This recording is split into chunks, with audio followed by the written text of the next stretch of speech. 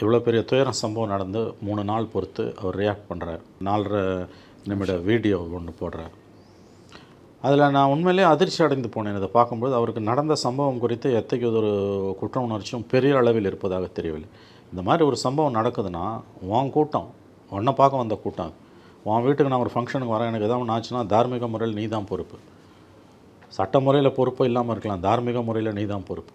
இப்போ குறைஞ்சபட்ச எதிர்பார்ப்பு மக்கள்கிட்ட இருந்தும் சிவில் சமூகத்திட்டம் என்னென்னா, நான் நிபந்தனையற்ற மன்னிப்பு கோருகிறேன், மன்னிப்பு கோருகிறேன், என்னை மன்னியுங்கள், தவறு நிகழ்ந்து விட்டது, இதில் சதி வேலை இருக்கிறது, நாங்கள் சதியை வெளியே கொண்டு வரோம் அப்படிலாம் சொல்லியிருந்தால் ஓகே. எங்கள் மேலே எந்த தப்புமே இல்லை, இப்படி தான் அவர் பேசுகிறார். 40 பேர் அட்ரஸ் கூட பண்ணல. ஆமாம், எங்கள் மேலே தப்பே இல்லைன்ற நீ சும்மா வாய் சவடாலுக்கு வாய் புளிச்சது மாங்காய் புளிச்சதுன்னு நான் இரங்கல் தெரிவிக்கிறேன், ஆறுதல் தெரிவிக்கிறேன். இந்த கதையெல்லாம் ஒரு பக்கம் இருக்கட்டும்.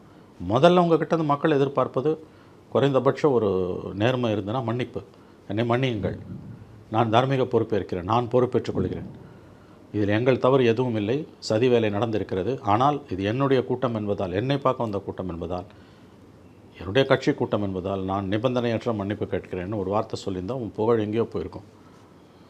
கஸ்டோடியல் டெத்தில் இறந்து போனால் அஜித்குமார் என்ற இளைஞனுடைய தாயாரிடம் பேசும்பொழுது முதலமைச்சர் ஸ்டாலின் ஐ எம் சாரிம்மா மன்னிச்சிருங்கன்னார்.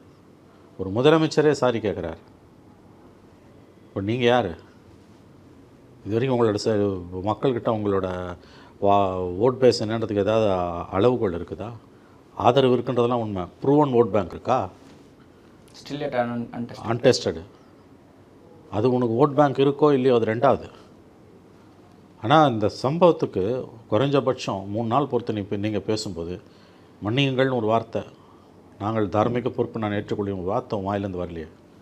3 நாள்ன்றது ரொம்ப டிலே ஆன விஷயம், ரொம்ப அசிங்கம். எல்லோரும் 2 மணி நேரத்தில் ஏங்க இவர் திருச்சியில் ஏறி ஃப்ளைட்டில் வரத்துக்குள்ளே சிஎம் வருத்தம் தெரிவித்து ட்வீட் போட்டார். மோடி பிரைம் மினிஸ்டர் வந்துட்டார். இவர் திருச்சியிலேருந்து சென்னை வரதுக்குள்ள அவர் தலைமைச் செயலகத்துக்கு சரி, அது விமானங்க. நான் என்ன சொல்கிறேன், முதலமைச்சர் வருத்தம் தெரிவித்தார், பிரதம மந்திரி வருத்தம் தெரிவித்தார், ஜனாதிபதி வருத்தம் தெரிவிச்சிட்டாங்க, எல்லா தலைவர்களும் வருத்தம் தெரிவிச்சிட்டாங்க. பிரதம மந்திரியும் ஜனாதிபதியும் முதலமைச்சருமே வருத்தம் தெரிவித்த பிறகு இவர் வருத்தம் தெரிவிக்கிறாராம். இதெல்லாம் உருப்புறதுக்கு வழியா?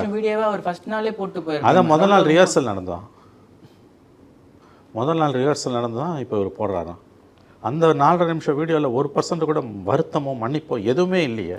அந்த முகத்தில் கூட ஒரு துக்கமே எதுவுமே கிடையாது, நடிப்பு. அப்படியே சோகமாக இருக்காம